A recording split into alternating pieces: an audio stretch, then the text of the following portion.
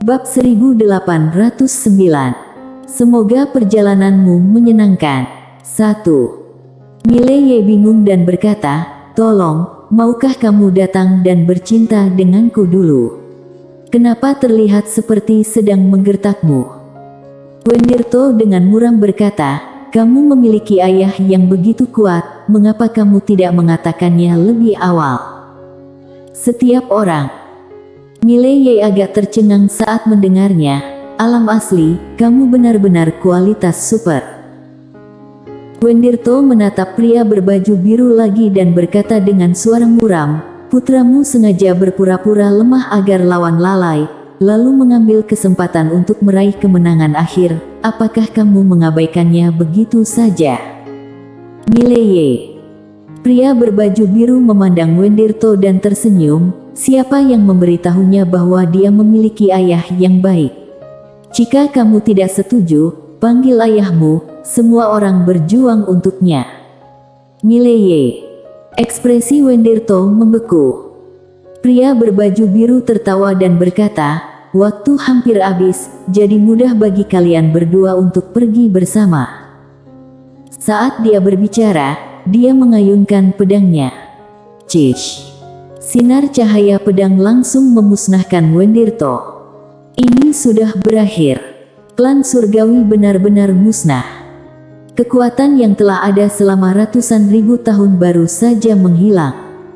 Di antara hadirin, semua orang merasakan emosi di hati mereka. Pada saat ini, Eko Lin tiba-tiba menoleh dan menatap tuan dari keluarga Lin. "Lihat. Tidak bersikap rendah hati dan tidak rendah hati adalah akhirnya. Kalian semua harus ingat bahwa di masa depan, ketika kalian keluar, cobalah bersikap rendah hati." Setelah mendengar ini, para master dari keluarga Lin semuanya mengangguk berturut-turut. Ada orang yang lebih hebat di luar sana. Tidak peduli kapan, tetap perlu untuk tetap low profile. Pada saat ini, pria berbaju biru memandang Eko Lin dan yang lainnya dan tersenyum, "Terima kasih atas bantuanmu kali ini." Saat dia berbicara, telapak tangannya terbentang, dan 4 helai pedang energi melayang di depan Eko Lin, klan Baka, kuil surga, dan keluarga Yan. Pria berbaju biru tersenyum dan berkata, "Kamu telah menggunakan kartu keluargamu sendiri. Sekarang, aku memberimu kartu baru. Pedang energi ini dapat mengatasi bahaya keluargamu." Mendengar kata-kata pria berbaju biru, Eko Lin dan yang lainnya di lapangan sangat gembira. Pedang energi ini jauh lebih sakti dari jiwa leluhur. Dengan pedang energi ini, sungguh mengejutkan. Kejutan super. Siapa yang berani menyentuh mereka? Ini kesepakatan sialan. Nenek moyang keluarga Lin juga sangat senang melihat pedang energi itu. Dengan adanya pedang energi ini, kekuatan keluarga tidak lagi berada dalam bahaya pemusnahan di masa depan, dan akan memiliki setidaknya satu kesempatan untuk menyelamatkan hidupmu. Saat ini, pria berbaju biru memandang pedang absolut dan yang lainnya, dan ketika dia melihat pria berbaju biru, sepertinya pedang absolut dan yang lainnya langsung senang. Madison Jian terkekeh dan berkata, "Master pedang adalah orang sendiri. Beri aku beberapa tip, jangan terlalu sopan." Setiap orang. Mileye melirik Madison Jian, yang juga berkulit tebal. Mendengar kata-kata Madison Jian, pria berbaju biru tertawa dan menunjuk, saat cahaya dari 5 pedang langsung tenggelam ke alis kelima pedang itu. Bang! Dalam sekejap, kelima tubuh itu bergetar hebat. Pria berbaju biru tersenyum dan berkata, "Aku meninggalkan cap pedang Dao di tubuhmu. Semakin kuat dirimu, semakin banyak lapisan cap pedang Dao yang akan terbuka secara otomatis." Mendengar ini, mereka berlima gemetar dan memberi hormat. "Terima kasih, Master Pedang." Harus mengatakan bahwa saat ini, kelima orang itu semuanya bersemangat. Tanda pedang Dao ini setara dengan menaikkan batas atas pedang Dao mereka dengan paksa. Bukan hanya itu, tetapi juga membuka jalan bagi mereka. Ini bisa dikatakan sebagai rahmat penciptaan. Di lapangan, pedang kultivator lainnya memandang pedang absolut dan yang lainnya dengan mata iri. Pada saat ini, pria berbaju biru menoleh dan menatap pedang kultivator di lapangan sambil tertawa. Aku akan meninggalkan kep pedang Tao di aliansi pedang. Siapapun yang mencapai alam menaiki langit dapat memperoleh kep pedang Tao. Mendengar hal itu, para pendekar di lapangan itu langsung memberi hormat dan serempak berkata, "Terima kasih, Master Pedang." Di samping, mata Ekolin dan yang lainnya dipenuhi dengan rasa iri. Setelah hari ini, aliansi pedang akan lebih kuat dari sebelumnya. Yang paling menguntungkan adalah aliansi pedang. Pada saat ini, Mileye tiba-tiba menarik lengan baju pria berbaju biru, yang memandang Ekolin dan yang lainnya di kejauhan. Kekuatan seperti Ekolin telah banyak menderita saat ini. Mereka hanya memberikan segumpal energi pedang, yang sedikit lebih sedikit. Pria berbaju biru berpikir sejenak, lalu membuka telapak tangannya, dan sebuah buku kuno muncul di tangannya. Dia menunjuk ke sana, dan tiba-tiba buku kuno berubah menjadi 4 lampu putih dan menghilang ke alis Ekolin dan keluarga lainnya. Pria berbaju biru berkata, "Seharusnya bermanfaat bagimu."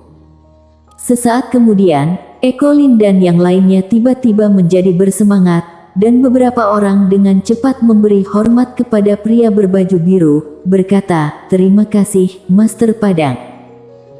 Jelas, hal-hal yang diberikan pria berbaju biru sangat membantu mereka. Pria berbaju biru tersenyum dan menatap Sean Lin dan yang lainnya, "Ayo pergi." Arwah leluhur seperti Sean Lin memberi sedikit hormat dan kemudian diam-diam menghilang. Pria berbaju biru menatap Mileye dan berkata, "Aku pikir kamu hidup terlalu nyaman, jadi aku ingin membuat hidupmu sedikit lebih sulit. Apakah ada masalah?" Mileye berkedip dan berkata, "Bisakah aku menolak?" Pria berbaju biru tersenyum, "Mustahil." Wajah Mileye ditutupi dengan garis-garis hitam. Pria berbaju biru tiba-tiba berhenti tersenyum dan berkata dengan positif, "Kali ini aku datang menemuimu, aku ingin kamu pergi ke suatu tempat untuk melakukan sesuatu." Mileye sedikit penasaran, "Ada apa?" Pria berbaju biru tersenyum dan berkata, "Yehe gadis, keluarlah." Suara itu jatuh, dan seorang wanita dengan rok putih tiba-tiba muncul tidak jauh dari Mileye. Wanita rok putih hendak berbicara, dan wajah Mileye menghitam dengan garis-garis, "Ayah, aku tidak kekurangan istri." Ekspresi wanita berpakaian putih itu membeku. Pria berbaju biru tiba-tiba menginjak pantat Mileye dan berkata, "Nenekmu. Apa yang kamu pikirkan?" Usai mengusir Mileye, pria berbaju biru itu tampak memikirkan sesuatu. Dia tersenyum dan menamparkan dirinya sendiri, "Bu, jangan salah, aku tidak bermaksud memarahimu." Sialan, dirinya lupa bahwa nenek bajingan ini adalah ibunya. Bersambung.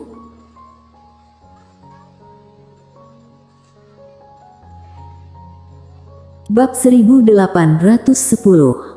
Kamu bukan manusia.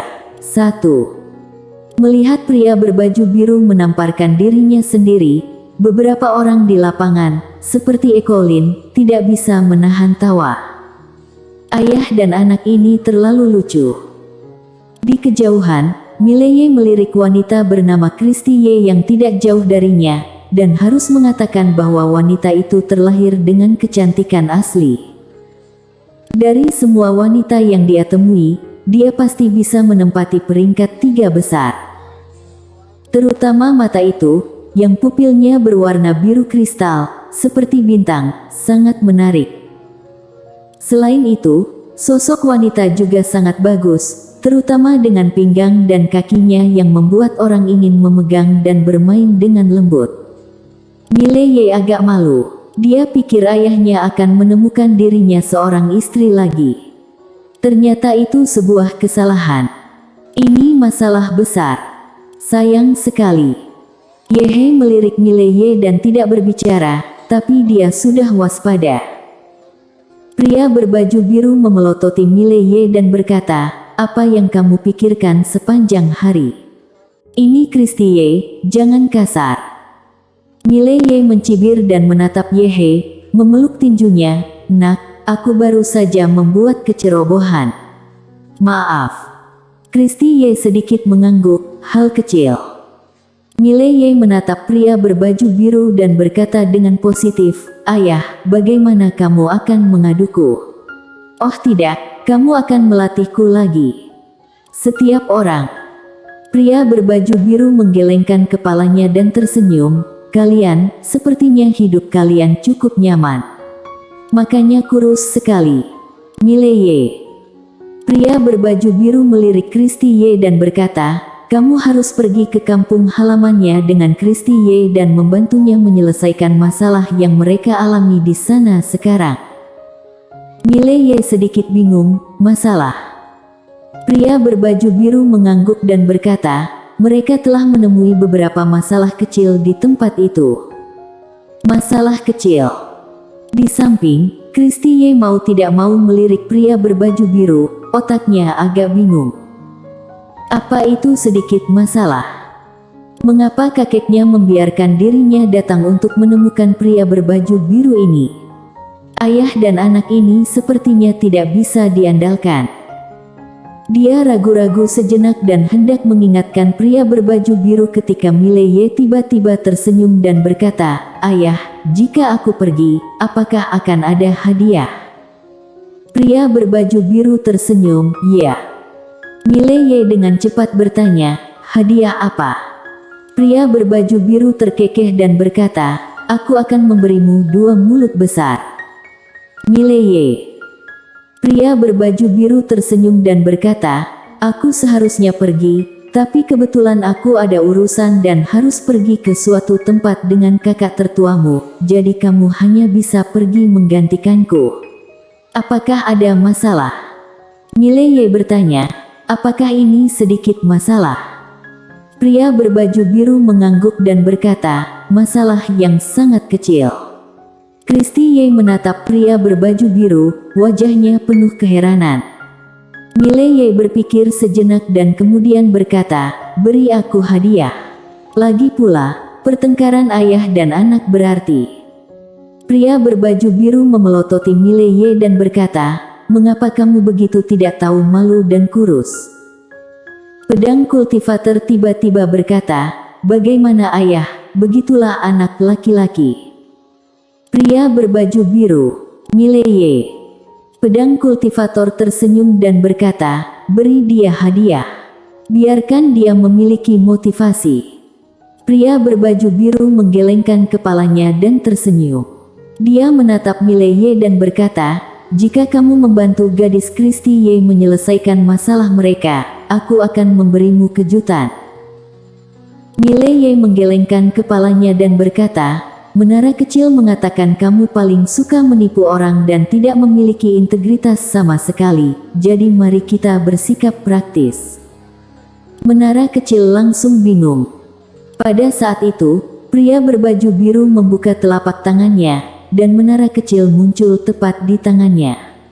Menara kecil hendak berbicara, dan pria berbaju biru mencibir, "Menara kecil, kamu tidak bisa mengambang sekarang." Dengan itu, dia menunjuk dan mengarahkan, dan roh pedang di tangan Mileye langsung terbang keluar. Pria berbaju biru berkata, "Roh pedang, berlatihlah dengan menara kecil." Roh pedang langsung menjelma menjadi pedang Tao, dan cahayanya dipotong di tubuh menara kecil. Bang! Menara kecil itu langsung dipenggal dan terbang ribuan kaki jauhnya, sementara roh pedang dengan cepat diusir. Di langit terdengar ratapan dari menara kecil, "Majikan muda, kamu bukan manusia." Mileye. Pria berbaju biru menatap Mileye dan berkata, "Manfaat apa yang kamu inginkan?" Mileye berkata, "Aku juga ingin segel pedang Tao." Pria berbaju biru itu berpikir sejenak, lalu mengangguk, "Kakak Xiao, kenapa kita tidak memberinya stempel pedang saja?" Pedang kultivator melirik Mileye dan mengangguk, "Ya." Saat dia berbicara, dia menunjuk sedikit, dan seberkas cahaya pedang tenggelam ke alis Mileye. Bang! Tubuh Mileye bergetar hebat, dan sebuah pedang, Kep Dao, ditanam ke lautan pengetahuan Mileye. Namun, tanda pedang Tao dan Kep Dao tersegel. Pria berbaju biru melihat ke arah Mileye dan berkata, "Mulai sekarang, setiap kali kamu meningkatkan ketingkatan alam, segel pedang Tao secara otomatis akan membuka lapisan." Mileye berkata dengan suara yang dalam, "Ayah, setahuku, sebelumnya ayah mengatakan bahwa setelah pedang alam fana, tidak ada alam, tetapi sekarang masih banyak alam, bisakah kamu menjelaskan?" Pria berbaju biru tersenyum dan berkata, "Tingkatan alam kita berbeda dengan apa yang kamu pahami sebagai tingkatan alam." Mileye sedikit mengernyit, "Apa maksudmu?" Pria berbaju biru mendesah dengan suara rendah dan tidak berbicara. Mileye bertanya, "Untuk apa kamu menghela nafas?" Pria berbaju biru sedikit menggelengkan kepalanya dan berkata, "Anakku yang bodoh, mengapa kamu begitu lemah? Dalam seni bela diri, baik ayah maupun kamu tidak memiliki bahasa yang sama." Wajah Mileye langsung menjadi hitam. Dia hampir ingin memukul seseorang. Pria berbaju biru terkekeh dan berkata, "Aku tidak akan menjelaskan sebanyak itu kepadamu. Kamu memiliki tujuan sekarang, yaitu melampaui alam yang ada. Pada saat itu, kamu akan dapat memahami maksudku." Bersambung.